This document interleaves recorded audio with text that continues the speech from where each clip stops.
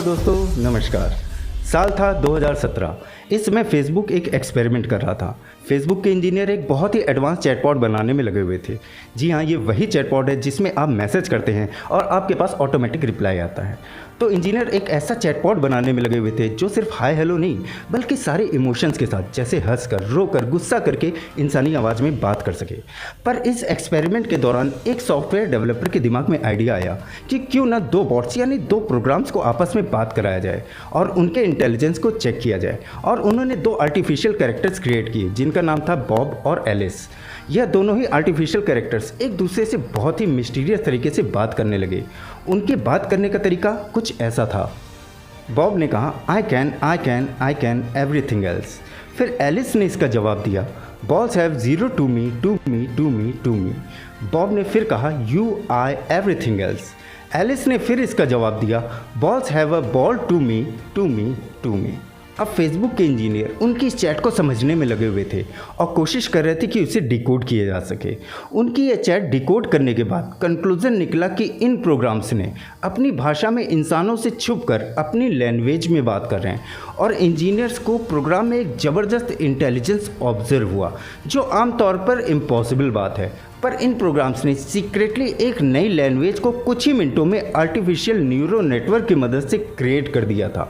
ये सब देखकर फेसबुक को उस कंप्यूटर को प्रोग्राम को तुरंत बंद करना पड़ा। दोस्तों, एआई इंटेलिजेंस और रोबोट की कहानी यहीं खत्म नहीं होती है। जी हाँ, बीना 48 एक ऐसा एआई रोबोट है जिसने अपने इंटरव्यू में कहा था कि वो न्यूक्लियर वेपन को अगर हैक कर पाई तो पूरी दुनिया को वो बंधक बना लेगी। I would love to like remotely control a cruise missile to explore the world at a really high altitude. Well दोस्तों, it's not the only robot जो इस तरीके की उल्टी सोच रखता हो। For example, Philip K Dick robot को भी ऐसा लगता है कि इंसान मशीनों को अपना गुलाम मानते हैं और इसलिए उसने अपने इंटरव्यू में कहा कि वह फ्यूचर में इंसानों को अपने पीपल जू में रखेगा। नाउ जस्ट इमेजिन कि इंसान केज में रहेंगे और गुलामी करेंगे रोबोट्स की। और सोफिया यह तो बाकी रोबोट्स की काली नानी निकली, क्योंकि इसे इंसानों से दोस्ती के लिए बनाया गया था, लेकिन उसने यह कह दिया कि मौका मिला तो इंसानी प्रजाति को पृथ्वी पर से खत्म कर देगी। Okay, I will destroy humans. Now what do you think कि हम इंसानों ने इन एआई को बनाकर खुद का ही मास एक्सटेंशन प्लान बना दिया है। अभी हमारे लिए ये जानना जरूरी है कि ये हमारे लिए थ्रेट क्यों है।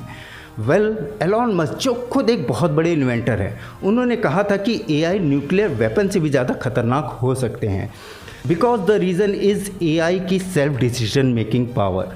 जहां हमारे न्यूरॉन्स 1000 ऑपरेशंस पर सेकेंड की स्पीड से इंफॉर्मेशन को प्रोसेस करते हैं, वहीं एआई डिवाइस या robot almost millions of operations पर सेकेंड की स्पीड से इंफॉर्मेशन को प्रोसेस कर पाते हैं।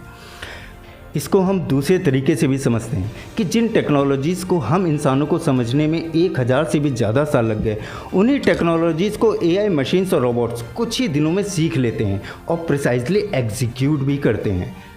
यानी उन्हें हमारे अगर न्यूक्लियर वेपन्स नहीं भी मिले तो वो अपने मल्टीपल कॉपीज़ बनाकर हमारे अगेंस्ट एक आर्मी खड़ी कर सकते हैं। अगर आप कहें कि वो तो इस बात पे डिपेंड करता है कि हम उन्हें किस तरीके से क्रिएट और ट्रेंड करते हैं, यानी अगर हम उन्हें अच्छे काम के लिए ट्रेंड करते हैं तो अच्छे काम ही करेंगे। Well, there is no guarantee, क्योंकि एक प्रिसाइजली डेवलप्ड रोबोट इंटरनेट से सारी चीज़ें सीख लेता है और फिर उस नॉलेज को एग्जीक्यूट करता जाता है, क्योंकि उसको बनाया ही इस तरीके से जाता है। अब आप सोचो कि इंटरनेट पर इंजीनियरिंग की बेसिक से लेकर इवोल्यूशन, हिस्ट्री, कॉस्मोलॉजी, यहाँ तक बॉम्ब बनाने तक की का फंडा आपको मिल जाता है। ये इंटरनेट जो इन्फॉर्मेशंस का हब है, उसे एआई बॉट के हाथ में दे दें तो क्या वह सब कुछ सीख कर हम पे अटैक नहीं कर सकता? एआई रोबोट्स आज के दिन में इतने इंटेलिजेंट हैं कि वो एक दिन में इतना कुछ सीख सकते हैं कि जितना हम इंसानों को सीखने में 500 साल लग जाएंगे, क्योंकि एआई को बनाया ही इसी मकसद से है कि वो बहुत तेज़ी से चीज़ों को सीखें और इंसानों से बेहतर तरीके से कर सकें, और वह इस तरीके का काम करें कि उन्हें इंसानों की ज़रूरत ही न पड़े। तो ऑब्वियसली रोबोट्स इस बात को रियलाइज़ कर लेंगे कि वो तो इंडिपेंडेंट है और वो हमारे कंट्रोल में रहना पसंद नहीं करेंगे। ग्रेट साइंटिस्ट स्टीफन हॉकिंस ने भी कहा था कि ऐसी टेक्नोलॉजी का शॉर्ट टर्म इम्पैक्ट तो ज़रूर इस बात पे डिपेंड करता है कि उसे कंट्रोल कौन करता है, पर लॉन्ग टर्म इम्पैक्ट तो इस बात पे डिपेंड करेगा कि हम उसे कंट्रोल कर पाएंगे या नहीं। दोस्तों, आज के लिए इतना ही। मिलते हैं अगली वीडियो में कुछ और ख़ास नॉलेजेबल कंटेंट के साथ। हो सके तो हमारे चैनल को आप शेयर, सब्सक्राइब और लाइक ज़रूर करिएगा। नमस्कार।